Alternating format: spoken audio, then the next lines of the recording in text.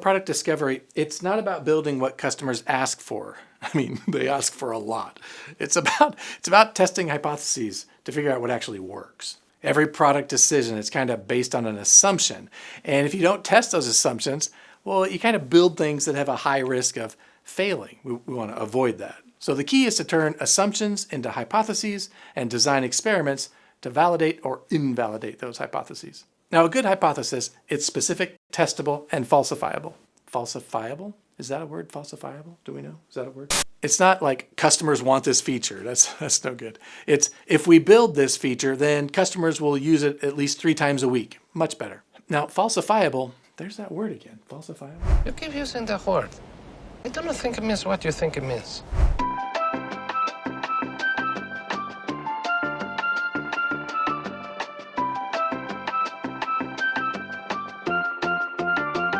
Falsifiable just means you're brave enough to admit you might be wrong. If you can't prove it's a failure, it's not a hypothesis. Let me give you an example, like thinking about task flow. A bad hypothesis would be, creative agencies want better project visibility. That's vague, it's kind of hard to measure, and it's like no duh. Who doesn't want better project visibility? That would be a bad hypothesis. A better one looks like this. If we add a project dashboard that shows all active projects and their status, then agencies will check it at least once per day, and project delays will decrease by 20%. Okay, may or may not be true, but that's a good hypothesis. It's specific, the dashboard. It's testable.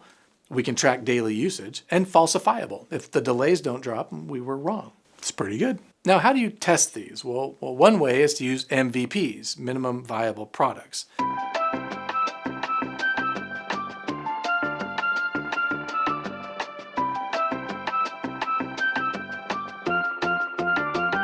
Think of MVP as kind of a special prototype designed to test your core product ideas. They answer one main question. Will customers actually use and value this solution? Now, MVP, it's a pretty big topic. There's lots of discussion around what it is, what it isn't, and I've got more on this for you. I've got a link to another video from a different class. Be sure to check out the additional resources below and learn more about that. All right, testing these ideas, it works best when you follow just a few basic rules. Let me just give you these real quick. First, make sure your experiment is something people can see and touch.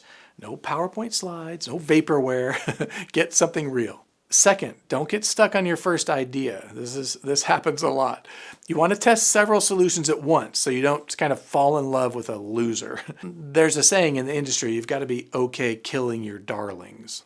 I don't love the saying, but it makes sense. Don't fall in love with your first idea. Okay, and finally, start rough and simple, kind of rough and ready.